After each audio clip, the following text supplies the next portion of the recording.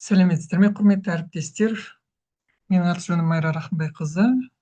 Мен туралы толық каналдан біле жатарсыздар. Мектепте конституция негіздерін қалай оқытамыз деген сұрақ. Ол заңды сұрақ, өйткені кез келген әйгілі әдіснаманың үш сұрағы: нені оқытамыз, не үшін оқытамыз және қалай оқытамыз деген мәселе. Әрине біз конституцияны баптарын балаларға жаттатқызбаймыз. Бүгін мен сол бірінші кіріспе сабақта мұғалімдерге өз ойымды айтатын жағдайым бар. Бұдан кейін қазір нақты неден бастайтынымызды 5 пен 7 және 8 пен 11 сыныптарға бірінші сабақтың жоспары жарияланады. Ал қазір жалпылама кіріспе ойды сіздерге ұсынамыз. Жалпы конституция негіздері курсын қалай оқытамыз деген мәселеге мен ютубта толығырақ сабақ жүргізетін боламын. Дәл қазір конституция негіздерін оқытуды неден бастаймыз? Ең бірінші конституцияның преамбуласын біз оқушылармен білім күні болсын, конституция негіздер сабағының бірінші сабағында болсын, тереңінен мағыналы мәнді етіп талдаймыз. Оқыған боларсыздар. Конституцияның преамбуласы құндылықтарға толы, рухани адамгершілік, инновация, білім, шығармашылыққа негізделген және жалпы конституциямыздың өзі қарапайым тұлғаның өміріне, оның құндылықтарына, оның құқығына негізделген. Сондықтан сол бір қысқа мәтінді преамбулада өте үлкен идеялар бар. Мен сол преамбуланы қымыжы етіп дайындадым. Оны да ютубта, инстаграмда толығырақ айтатын боламын. Мына жерде көп айта алмаймыз. Және телеграмда сол сабақтарды тегін ала аласыздар сіздер. Жалпы преамбуланы өзі біздің елімізде болып жатқан саяси идеологиямызды толықтай айқындап берді. Конституциямыз, жаңа конституциямыз біздің мектептегі білім саясатымызды толықтай анықтап берді. Сондықтан преамбуланы оқымай біз аттап кете алмаймыз. Ең бірінші конституцияның преамбуласын біз оқушылармен жіті талдап, әр бір тіркеске сұрақтар дайындап. Тіркес дегеніміз, мен енді идеологема деген сөзді қолдануды шешіп отырмын. Өйткені ол идеологема деген өзі жаңағыдай жалпы идеологияның бірліктері. Сол тіркестерді, әрбір тіркес, мысалға біз тұтас еліміз деген сөздің өзі бір идеологема. Және біздің ата-бабамыздан қалған байырғы қазақ жері дегеннің өзі бір идеологема. Яғни осы әрбір идеологема бір сабақ бола алады, бірақ дегенмен де соның барлығына жұмыс парағын дайындап, сұрақтар дайындап, балалармен оны әрқайсының жеке ойын жазатындай, одан кейін оны оқып бір-бірімен талдайтындай жағдайда біз сабақты өтуіміз керек. Яғни біз конституция негіздері курсын оқытуды преамбуланы оқып талдаудан бастаймыз. Сіздер өздеріңіз оқып талдап көріңіздер. Егер сізге сондай әдістемелік көмек қажет болатын болса, жаңа телеграмға кіріп сабақтарды алыңыздар. Жалпы мен мектептерге WhatsApp арқылы жіберетін боламын. Енді біреуге жетер, біреуге жетпес. Дегенмен де өзім диплом бойынша құқықтанушы мұғаліммін. Сондықтан да осы конституция курсы негіздерін мен жүргіземін деп шештім. ютубта сіздер сабақтарды көре аласыздар. Құрметті әріптестер, неліктен конституция негіздерін оқыту өте өзекті? Қазір білесіздер, жасөспірімдердің құқықтары бұзылуда. Күнделікті біз естіп жатырмыз. Қыз бала болсын, ұл бала болсын. Сонымен қатар балалардың құқығын бұзып жатқан кімдер? Олар көбінесе ересектер және ол достары, сыныптастары, көршілері деген сияқты. Яғни кез келген жағдайда бала өзі шешім қабылдай алатын жағдайға жеткізу үшін біз конституция негіздерін 5-7 сынып арасында оқушыларға қалай оқыта аламыз, қалай тиімді оқыта аламыз деген мәселе. Не үшін оқытамыз деген сұрақтың жауабын бізге оқу ағарту министрлігі айқындап берді. Қандай мақсатта? Жаңағы айтқанымыздай, әрбір оқушы өзінің құқығын біліп, өзін өзі қорғай алатындай жағдайға жеткізу. Сонымен қатар басқаның құқығына құрметпен қарау. Нені оқыту қажет, яғни мазмұнды қалай айқындаймыз дегенде, мен әлеуметтік желіде оқып жатырмын, кітап дайындайды деген сияқты мұғалімдер айтып жатыр, мен дәл қазір оны естімедім өзім. Мазмұнын анықтауда әрине біз оқушыларға баптарды жаттатқызбаймыз, конституцияны мазмұнын айтқызбаймыз дегендей, біз күнделікті өмірде болып жатқан құқық бұзушылық жағдаяттарды талдаймыз. Мейлі ол видео болсын, мейлі ол кішігірім мәтін болсын, яғни мазмұнды айқындаймыз, оның сұрақтарын дайындаймыз, оқушыларға өзінің жас ерекшелігіне сай біз мазмұнды қамтамасыз етуіміз керек. Бұл енді бас жағында осындай жаңа мүмкін алдағы уақытта бекітілген мүмкін бір дүниелер келіп жатар. Қалай оқытамыз, әдіс тәсілдері? Әрине біз оқушыларға лекция оқымаймыз. Былтыр заң және тәртіп қағидатын оқыту барысында мектептерге келіп жатқан жаңағы әртүрлі орган өкілдері, полиция болсын, прокурор болсын, актовый залда 900, 1000 баланы отырғызып қойып лекция оқыған жағдайлар болды. Балалар оны тыңдады ма? Телефондарын қарап отырды, шулап отырды мысалға. Яғни әр бала қатысушы болу керек. Олар пассивті тыңдаушы болмау керек. Қазіргі балалар білесіздер ғой, қаншалықты белсенді, олар өздері қатыспаса игермейді сабақты. Сондықтан бұл өте маңызды мұғалім үшін. Осының барлығы міне конституция негіздерін оқыту философиясын құрайды. Не үшін оқытамыз деген сұрақты жаңа айтып кеттім, оны біздің президентіміз де айқындап отыр. Жалпы конституцияның мазмұны адам тұлғасын қорғауға, оның құқықтарын сақтауға, оның құндылықтарына бағытталған.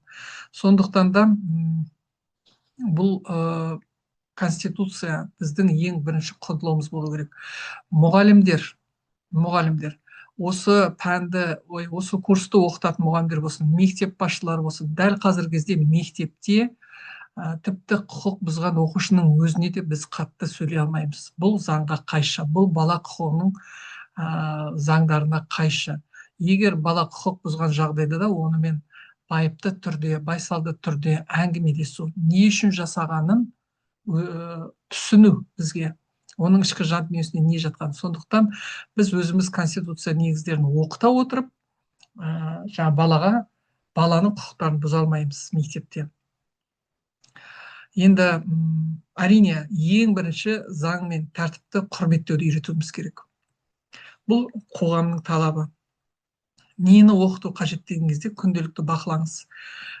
Мектепке бара жатқанда, келе жатқанда әлеуметтік желілерді бақылаймыз. Нені оқыту керекті, содан айқындау болады. Балалардың қандай құқығы бұзылып жатыр? Балалар бір-бірінің құқығын қалай бұзып жатыр?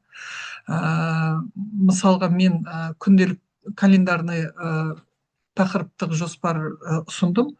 Тақырыптарда 9 тренингтің тақырыбын.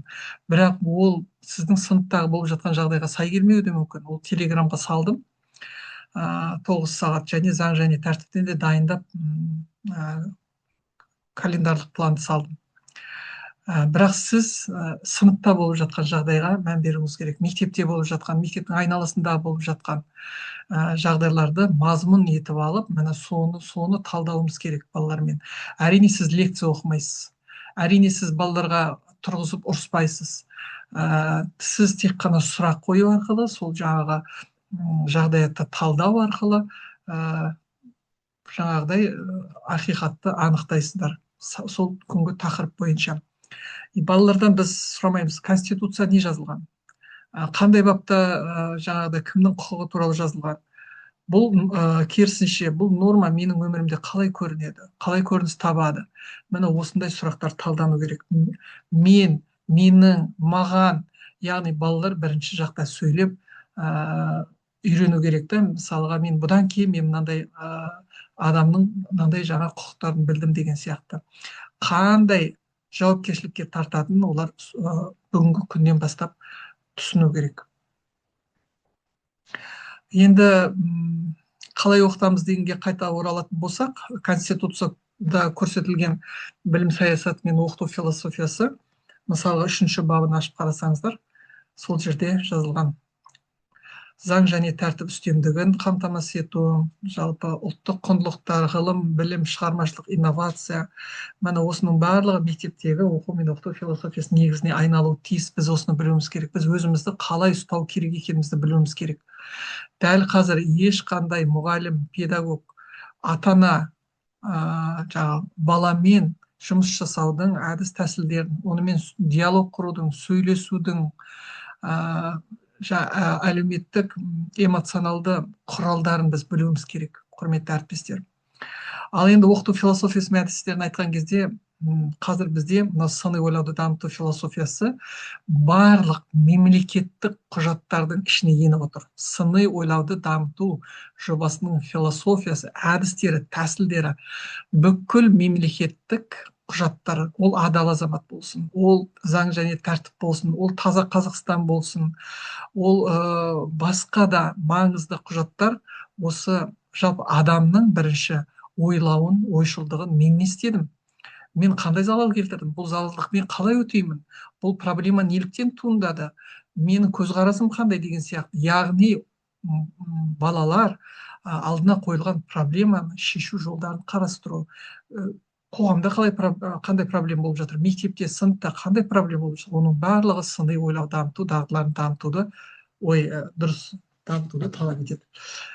Бұл әсіресе сонымен қатар мынау фейк ақпараттардан да қорғануды үйретеді. Білесіздер, қазіргі алаяқтар көбейді. Әртүрлі ақпараттың ағымы өте белсенді жүріп жатқан заман. Сондықтан да әдістер ретінде әрине сіз жасанды интеллектіні қолданасыз, Steam технологиясын қолдануыңыз мүмкін. Кез келген технологияны қолдансаңыз да, олар құрал болып табылады. Ал сыни ойлауды дамыту ол философия, яғни оқытудың философиясы, яғни оның ішіне не кіреді? Сіздің қарым-қатынасыңыз, сіздің таңдайтын мазмұныңыз, сіздің қоятын сұрақтарыңыз, сіздің қолданатын әдістеріңіз, балаларда жұпта жұмыс жасататын әдістер, ұжымда талдататын және зерттететін әдістер, осының барлығы сыни ойлауды дамыту жобасының ішінде. Мен ұзақ жылдар бойы осы сыни ойлауды дамыту жобасының тренері болғандықтан, маған бұл өте қиын болмады осы жобаны жасау. Енді дәл қазір дала заңынан бала құқығына деген жоба жасадым. Соның аясында осы конституция негіздері де бар. Алдағы уақытта толығырақ осы ютубта айтатын боламын. Енді бірінші неден бастау керек дегенде, мына Қазақстан Республикасының конституциясының преамбуласын оқытудан бастаймыз. Біз преамбуладан аттап кете алмаймыз. Преамбула дегеніміз ол конституцияның негізгі тірегі, жалпы конституцияның мазмұнын қысқаша көрсететін мәтін. Осы мәтіннің ішінде бүкіл біздің тарихи жүріп өткен жолымыздан қазіргі заманауи өзгерістерге дейінгі келген жолымыз көрсетілген. Ол бір кейбірі тұрақты тіркестермен көрсетілген, кейбіреулер сөз тіркестермен көрсетілген. Осы тіркестерді мен идеологема деп қарастырып отырмын. Қаншалықты дұрыс емес, өздеріңіз айтарсыздар. Жалпы бұл біздің жаңа конституциямыз, мынау біздің қоғамдағы саяси идеология болсын, мынау білім саласындағы құндылықтар болсын, соны жақсылап айқындап берді. Мысалға сіз ойлаңыз, бұл бір үлкен ғимарат деп ойлаңыз конституцияны. Ал ол мынандай кірпіштерден тұрады. Осы кірпіштер идеология деп аталады. Мысалы, оң жақтағы заң мен тәртіп, ол да бір идеология. Ол да бір үлкен құндылықтарды көрсетеді. Адал азамат, ол да бір идеология. Білім мен парасаттылық, жасампаздық пен жаңашылдық, оның барлығы бір ғимараттың кірпіші сияқты. Міне осы кірпіш сияқты идеологиялар конституцияның преамбуласының ішінде жазылған. Мен соны сіздерге көрсеткім келіп отыр. Оны біз ұран деп атасақ та болады, немесе бір тұрақты тіркес деп атасақ та болады. Енді мынау преамбуланы қазір оқып көрейік. Біз бір тұтас Қазақстан халқы, байырғы қазақ жерінде мемлекеттілікті нығайта отырып, ұлы даланың мыңдаған жылдық солай кете береді. Бірақ бірінші тіркесті алайық. Біз бір тұтас Қазақстан халқы деген өзі бір идеология. Қалай біз бір тұтас болып отырмыз? Байырғы қазақ жерінде дегеннің өзі бір идеологиямен. Неге? Байырғы қазақ жерін аманат еткен біздің ата бабамыз тек қана бізге жерді ғана аманат етті ма? Ол қазақ жерінің белгілері неде? Мемлекеттілікті нығайта отырып дегеннің өзі бір идеология ма? Мемлекеттілік деген ол қандай елдерде болады? Өзінің ұлты, өзінің рәміздері, өзінің президенті бар ел мемлекет болады. Ал мемлекеті жоқ қандай ұлыстарды білесіздер? Мысалға, мен ешқандай ұлысты мысалға келтірмей ақ қояйыншы. Жалпы біздің елімізде тұрып жатқан ұлттар мен ұлыстардың кейбіреуінің біздің еліміздің азаматы, біздің еліміздің халқы болғанмен, олар өз ұлтына, ұлысына қарай, олардың өз мемлекеті жоқ. Олар біздің азаматтарымыз болып табылады. Сондықтан да бұл да талқылауға тұратын нәрсе. Мысалға, міне енді ары қарай жалғасын көрсете берейін. Сол жақта преамбула жазылған, оң жақта әрбір идеология бойынша сұрақтар берілген. Біз бір тұтас Қазақстан халқы, бір елдің халқын біріктіретін не деп ойлайсың? Ортақ тіл ме, шыққан тегі ме, әлде ортақ құндылықтар мен жауапкершілік пе? Өз ойыңызды дәлелдеп жазыңыз, түсіндіріңіз. Әртүрлі ұлттар арасын бейбіт ететін қандай үш негізгі құндылықты айтуға болады? Бала жеке ойын жасады. Әрі қарай. Мынау 5-ші, 7-ші сыныптарға арналған. Бірақ мен 5 пен 7-нікін бөлек тағы да сабақта түсіндірермін. Әрі қарай. Байырғы қазақ жерінде. Қараңыздаршы, суретте қандай заттар мен құбылыстар, бұл біздің аумақтың тек географиялық мекенжайы емес, қазақтың сан ғасырлық тарихи, құқықтық, мәдени кеңістік екенін дәлелдейді. Анау таулар, киіз үйлер, балбал тастар, жылқылар, біздің ұлттық киімдеріміз, бұның барлығы біздің қазақтың байырғы жері, біздің ата бабамыз аманат еткен жеріміз, оның иесі бізбіз. Яғни мына осы бойынша сұрақтар берілген, оқушылар осыны жеке жазып талдайды. Құрметті әріптестер, сыни ойлауды дамыту деген ол бірінші жеке ойлауды үйрету. Өйткені әрбір оқушы жеке жетістік көрсетеді, жеке пікірін айтады. Сондықтан ең бірінші біз әрбір оқушыны ойландыру үшін жеке пікірін жазамыз. Мынау жұмыс парақтарын таратамыз, оларға жазғызамыз. Осылай кете береді. Яғни мен преамбуланы бірнеше идеологияға бөліп, осылай жұмыс парағын жасап, оған сұрақтар құрастырып, ұсынып отырмын. Бұл сіздерге бір қатып қалған догма емес. Бұл баламалы ұсыныс ретінде, бір нұсқа ретінде беріліп отыр. Сондықтан сіздер бұған не қосасыз, не аласыз, не өзгертесіз, не толықтырасыз, өзіңіз білесіз әрине. Енді мен мына нәрсеге тоқталғым келеді. Жалпы оқыту философиясы мен әдістері дегенде, жаңа мен айттым, бірінші, жалпы сабақты әрине бірден осы жеке жазудан бастамаймыз ғой. Сабақтың басында жаңағы мен жасаған қымыжыда ол сабақтың бір рухты музыкадан бастап, көзін жұмып, біздің қазақтың даласын көзіне елестетіп, жаңағыдай көзіне елестегенді бір-біріне айтып, солай жариялаудан басталады әрине сабақ. Бірақ осы сабақтың сол мынау преамбуланы талдау барысында балалар жеке ойын жазу керек. Яғни жеке ой туындау керек бірінші. Үнемі сөйлемей отыратын бала кейде жазбаша жауап береді. Сондықтан бала топта, ұжымда сөйлеу үшін ойын жазып тиянақтап алу керек қой. Содан кейін барып не үшін біз жұптап оқытамыз балаларға? Яғни менің ойым дұрыс бағытта ма? Менің досым не жазды екен? Оны тыңдайын. Мүмкін оның ойына менің қосатыным бар шығар, менің ойыма оның қосатыны бар шығар деген сияқты міндетті түрде біз жұптық жұмыс жасаймыз. Жұптық оқу деген яғни біздің ойымыздың бағытын түсініп алу деген сөз. Менің айтайын деп отырғаным пікірім қайшы емес пе? Қайшы болса, оның қандай үш дәлелдемесі бар? Ал енді соның бәрін жұмысты жасап болғаннан кейін ұжымда міне преамбуланы осылай шеңберге отырып біз талдаймыз. Егер де осы сабақты өткізіп жатсаңыздар, маған телеграмға жіберіңіздерші. Мен сіздерден күтемін. Телеграмға тіркелсеңіздер. Енді сабақтың соңында біздің мектептің конституциясы қандай баптардан тұрады, оның преамбуласы қандай құндылықтарды насихаттайды. Жалпы оқушылар осындай бір постер жасай алады. Бір 10 бап жазса жеткілікті деп ойлаймын. Немесе бөліп беріңіздер топтарға. Және преамбуласын бір 4-5 сөйлемнен преамбуласын жазсын балалар. Жалпы түсінді ғой преамбуланың не екенін. Балалар оқыды, талдады оның барлығын. Осылай біз сабақты жүргізуіміз керек. Жалпы бұдан да тереңірек қазір мен қымыжлар салатын боламын. түсіндіретін боламын. Жалпы ол қамажыларда өздеріңіз толықтырып өзгерте аласыздар. Мен барлық мектептерге жіберуге тырысамын, әрине. Олар бір-біріне жіберсе.